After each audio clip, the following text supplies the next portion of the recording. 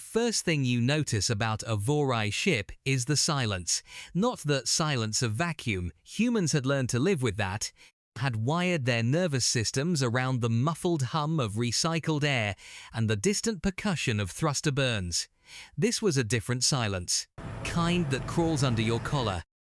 The kind that means something enormous and patient has decided to stop moving. Ren Vasek noticed it from the maintenance crawlway above Deck 7, lying on her back with a plasma coupler held against her chest and a half. Stripped data relay bleeding light onto her face. She noticed it, catalogued it and went back to work. The relay could wait maybe another 40 minutes before the corridor lights failed entirely, and she'd be doing the job blind. The second thing you notice about a Vorrhai ship is that it's not really a ship at all. It's a statement. The Vorrhai had arrived at the Kepler 442 transit gate 11 months ago, and arrived wasn't really the right word either. Gate had simply registered their presence the way a window registers rain, suddenly, totally, without warning. Transit authorities' long-range arrays had shown empty space, and then they hadn't. 3,000 meters of tessellated hull that absorbed sensor pings the way dark water absorbs light, and behind it, the rest of their fleet. 17 more, stationed in a loose ring around the gate, like they owned it. Like they'd owned it for a very long time, and were only now choosing to acknowledge the squatters. Ren sealed the relay casing, tucked the coupler into her vest, and began crawling forward through the dark. She was not supposed to be here. That was, perhaps, the most honest thing she could set herself in 2T3E87. She was never supposed to be where she ended up. Not aboard the Meridian. The Accord's third-tier cargo runner turned diplomatic vessel that had been the closest human ship to the gate when the Vorrhai materialized. Not in this crawlway, running maintenance on systems she'd never been formally trained on. In the belly of an alien ship she'd been sent to negotiate with. Not alive, technically, if you counted the incident at the Tethys station relay 3 years ago that had left her face a roadmap of scar tissue and her voice a half-octave lower than it used to be. She counted it. She'd had a lot of time to count things. In the months of slow surgery and reconstruction after Tethys, the Accord's medical staff had done excellent work. She barely noticed the grafts anymore, except in mirrors and in the way strangers looked at her a half-second too long before looking away. She noticed that they didn't let her take point on anything that required a presentable face. She'd been assigned instead to the Meridian engine room, which was how she'd ended up on the first human vessel to receive a Vorrhai boarding request. Quest was also not really the right word. The Vorrhai had opened a channel using a frequency no one at the Accord had known they were broadcasting on. A technician aboard Meridian named Park had found it by accident, or nearly by accident. He'd been chasing a phantom oscillation in the long-range array and stumbled into something vast and deliberate. The transmission had been in clean, unaccented English, which was its own kind of horror. Nobody had taught them English. The Accord's xenolinguistics team had been trying to crack Vorrhai signal patterns for 11 months. The message was 6 words. Send one, we will send one. Captain Adeyeze Tamiri had spent 4 hours in sealed conference with the Accord's remote advisory board before answering. Ren had spent those 4 hours in the engine room listening to the hum of the drive manifold and thinking about the Tethys relay and the way certain kinds of waiting felt exactly the same no matter how much time passed. Tamiri had eventually knocked on her door. "You're the best systems reader I have," Tamiri had said, which was true. "You're also the one most likely to fit through their airlock." Their specifications were very specific. That had been accompanied by a look that wasn't quite apologetic. 1 person, no weapons, no recording equipment. They said recording equipment specifically. They said it in 5 languages. Then they listed 23 human recording for Meiji, including 2 that aren't in public documentation.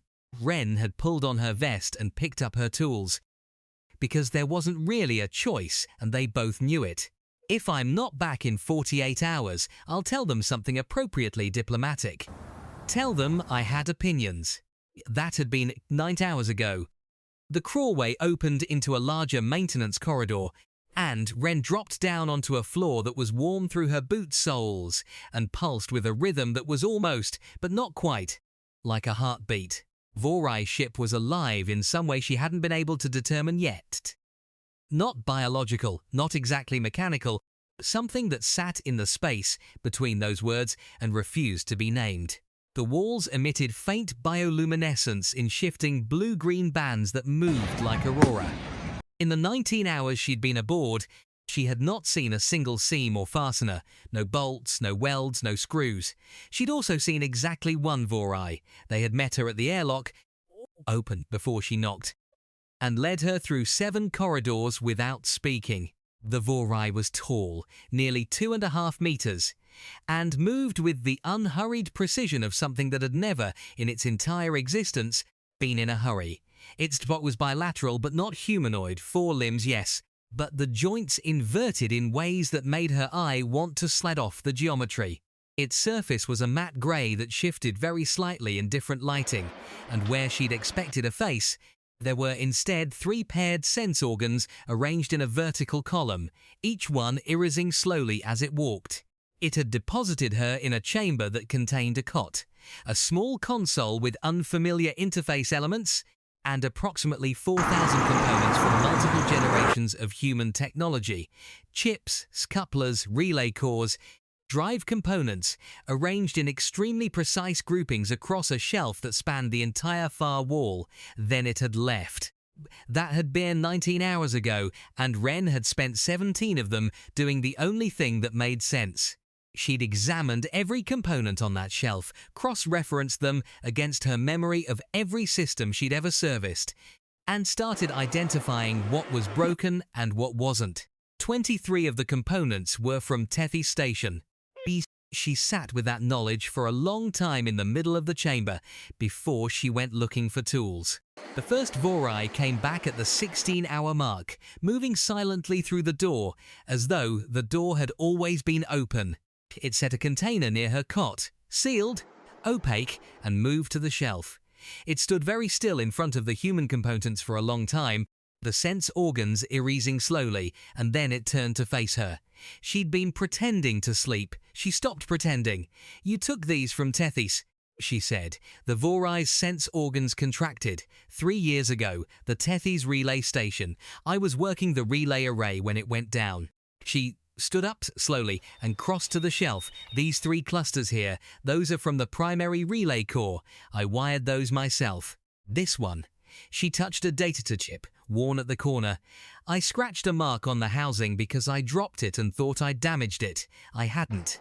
I like to know which components I've had trouble with." The Vorrhai said nothing. Its sense organs tracked her hand. "The relay failure killed 6 people," Wren said. "Almost 7. I was working the external junction when it blew. Blast cauterized my face before the emergency systems sealed the breach."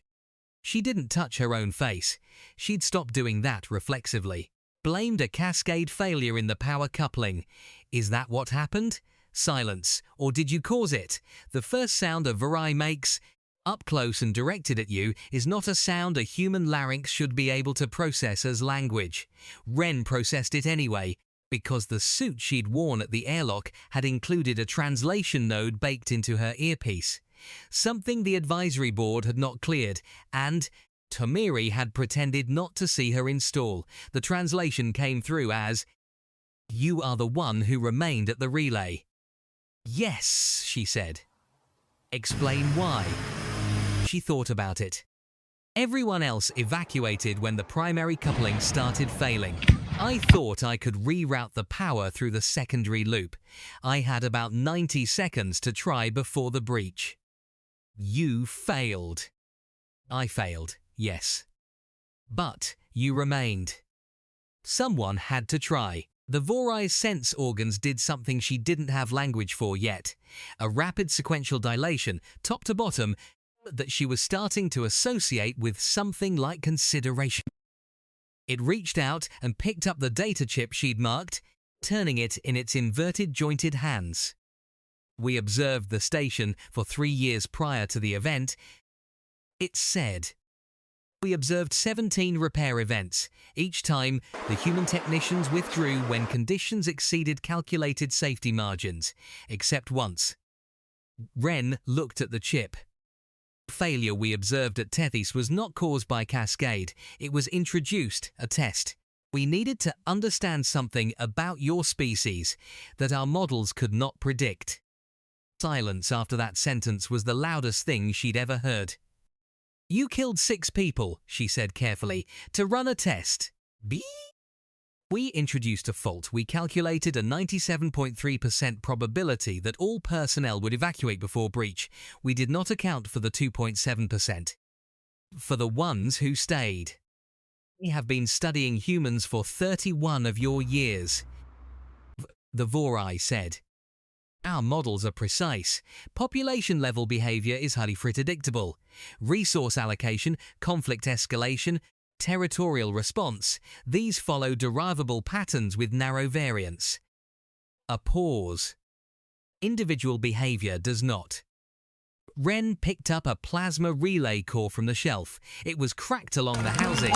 She could see the score marks from the blast. She turned it over in her hands. What was the test? Whether your species has a concept that does not exist in any of the 17 of these species we have encountered. Willingness to accept personal destruction in service of a possible outcome. Not sacrifice in a biological imperative sense. Not territory defense, not kin group protection. She thought about 90 seconds and a secondary power loop and 6 people who'd already made it to the emergency bay. It wasn't heroic, she said. I thought I could fix it. She turned the relay core over again. I don't know how to leave something broken when there's still time to try. Hard. Yes. The Vorrhai said. This is the thing our models cannot predict. Whether it is present in a given individual, whether it scales, whether it is a statistical anomaly or a species characteristic. And have now observed it in 847 instances across 203 years of human history. The percentage of humans who demonstrate it under sufficient conditions is consistent enough to be considered characteristic. The sense organs contracted and expanded again. This is why we are here. She set the relay core down very carefully. The second Vorrhai arrived at the 20-hour mark, entering without announcement and taking position at the opposite side of the shelf from the first. This one was slightly smaller, a distinction she was learning to read, and its sense organs were a deeper grey, less responsive to the chamber lighting. The first Vorrhai said something she couldn't catch in the original register. The translation node rendered it loosely as, "She has identified origin markers." The second responded, "Translation. Expected." Wren looked at them both. You want to tell me why you needed to test us before knocking on the door? The first Vorrhai set down the data chip. There are species, it said, that are predictable under all conditions, consistent, stable, they build well, they do not overextend. They do not pursue outcomes beyond calculated probability of success. They are. And here the translation node delivered the word with strange precision. Bis safe. And humans aren't. Humans pursue outcomes at negative expected value. The sense organs tracked her face. Humans expend resources on probabilities below 3%.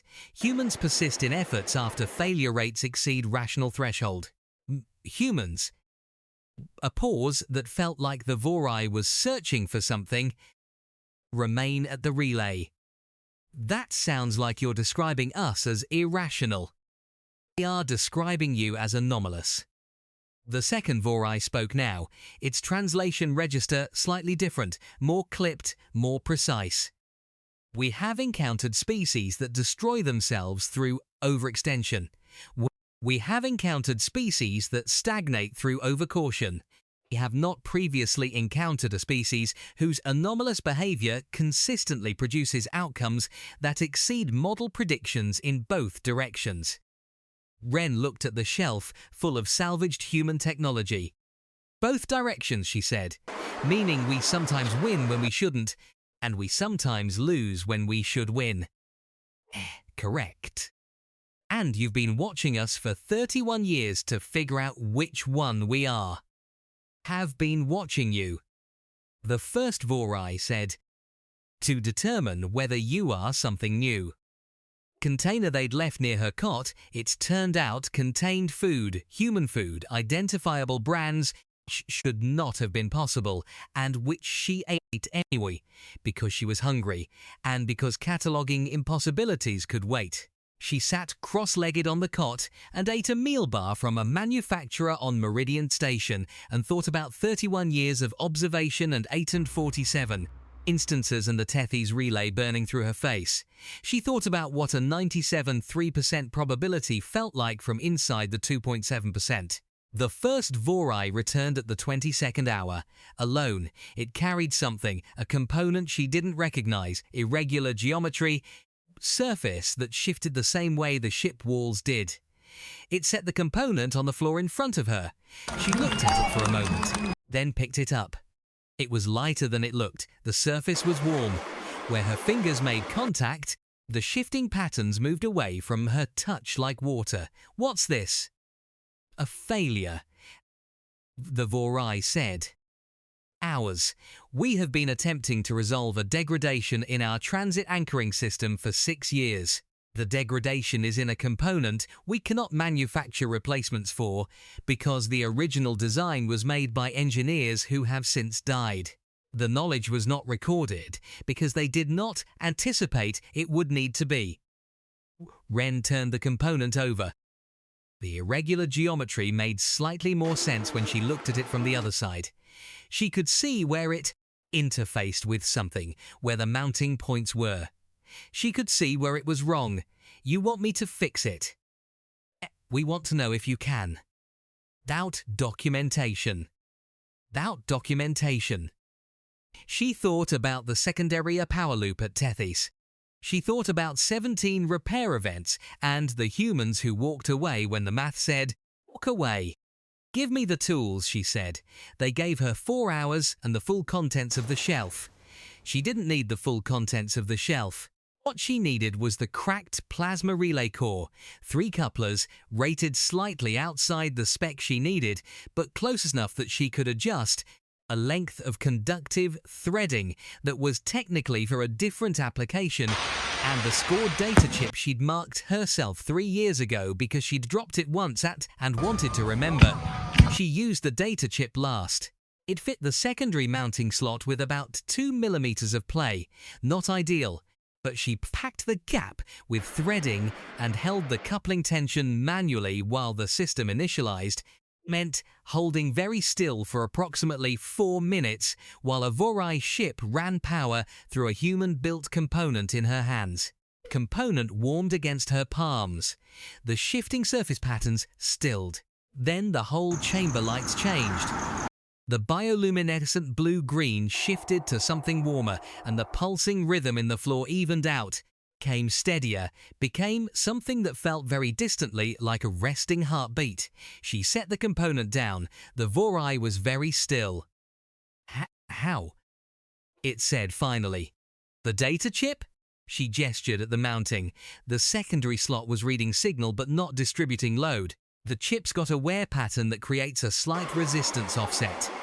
It's normally a flaw, but in this case, it broke the feedback loop that was causing the degradation. She shrugged. It's a bad fix. It won't last forever. But it'll hold until you can fabricate a proper replacement, if I write out the specs. You used a damaged component deliberately. I used a component that had a specific flaw that was useful in this context. That's not the same as using a damaged component. She picked up the data chip and looked at the scratch mark on the housing. I've been carrying this for 3 years. I kept it because I thought the flaw might be useful someday. You preserved a flawed component against a future undefined need. I'm an engineer, that's basically the job. The Vorrhai's sense organs did the sequential dilation again, both of them this time. Then the second Vorrhai entered the chamber, and then 3 more she hadn't seen before, and they arranged themselves in a semicircle, and all of them looked at her with their vertical columns of irising sense organs. And it was... She was willing to admit to herself quite a lot. She put the data chip back in her vest pocket. The first Vorrhai spoke for all of them. Have observed 847 instances. We have introduced controlled tests 17 times across 6 stations and 4 transit points over 31 years. We have collected this material. The sense organs moved across the shelf. To understand the mechanism, we have built models. The models failed to predict you. One person, she said, with a cracked relay core and a chip I should have recycled 3 years ago. Species are their individuals under pressure, it said. This is the thing our models required 31 years to approximate and have not yet successfully predicted. Build things from what remains after failure. You record failure as data. You return to the place where the damage was and look for what is still useful. She thought about her face in mirrors, about Tamiri's slightly apologetic look, about crawlways in the dark, running maintenance, staying busy. Yes, she said, we do. We are at the gate because the species beyond it are not like you. A pause. They are not like us. They have none of the 17 species characteristics in our models. They have approached 3 other transit points in the last 40 years. At 2 of them, the resident species evacuated. At 1, they did not, and there is no longer a transit point. The chamber was very quiet. What are they? Do not have a name for them. They do not communicate. They consume transit infrastructure and they move. And they're coming through the Kepler 442 gate. They are 12 to 18 months from transit capability. They are predictable. They are consistent. They are in every way our models can measure, safe to predict. The sense organs contracted. They will come through the gate, and they will consume what is here, and they will move. Unless, she said. Unless. She looked at the shelf, at the components she'd pulled from wrecked Tethy's equipment and held onto because you never throw away something with uses left in it, at the repair she'd made from a flaw she'd catalogued 3 years ago against an undefined future need. You've been at the gate for 11 months, she said. You didn't come to start a war. We are a species of models. The first Vorrhai said. Are very good at predicting outcomes. We predicted with 98.7% confidence that we could not stop what is coming with our current capabilities. We revised our approach. Came looking for the 2.7%. We came looking for you. The conversation that followed lasted 9 hours and covered, in rough terms, the composition of the incoming entity, the structural vulnerabilities of the Kepler 442 gate itself, the technical specifications of the Vorrhai transit anchoring system that she had just repaired, the full sensor records from the 3 previous contact events, the complete population count of human settlements within 4 transit jumps of the gate. Vren took notes on a small pad she found in her vest.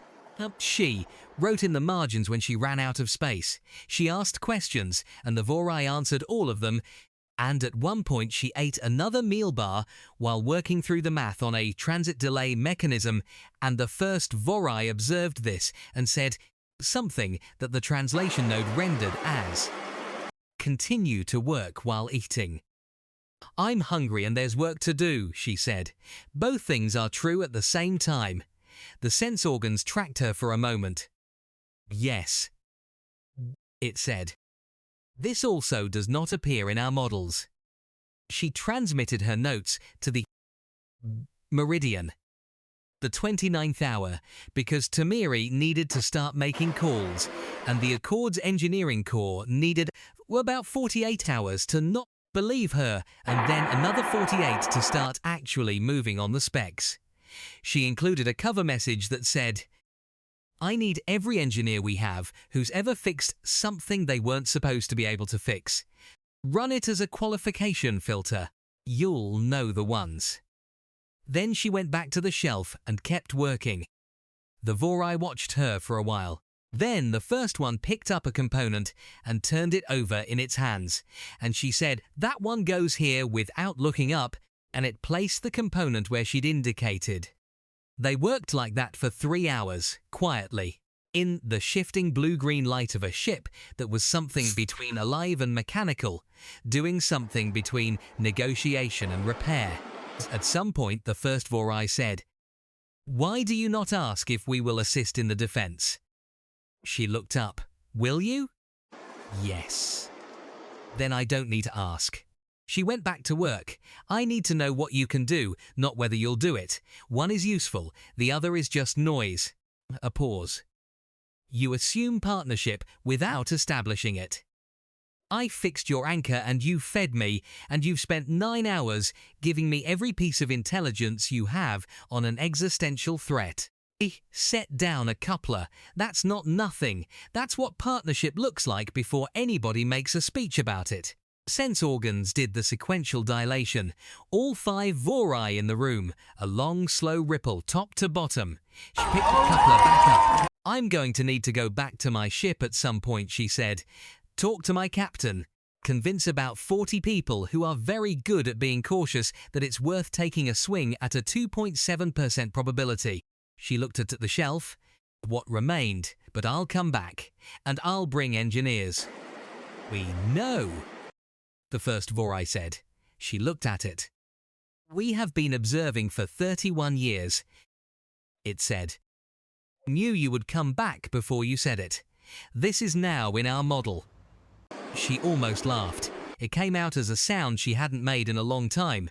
Genuine, slightly surprised, kind that crinkled the scar tissue along her left cheek in a way she'd stopped trying to hide. "Good," she said. "Update it. Going to break it a few more times before this is over." She took the data chip out of her vest pocket and set it on the shelf. "You are leaving it. I know where it came from. I know what it does. I know which flaw makes it useful." She picked up her pack, her tools, the pad full of margin notes. "Don't need to carry it anymore." The Vorrhai looked at the chip, at her, at the repaired component that had stilled the shifting patterns and steadied the ship's rhythm. She walked to the door. "One more question," the first Vorrhai said. She stopped. "At Tethys, you had 90 seconds and a secondary loop and 6 people already safe. What was the probability you calculated for successful reroute?" She thought about it honestly. 11%, she said. "And you remained." Someone had to try. She walked out through 7 corridors and the lights followed her, blue-green shifting to warm amber as she passed, as if the ship itself was learning the color of her presence. The airlock opened before she reached it. She stepped through and sealed it behind her and stood in the cold tunnel between 2 worlds and breathed.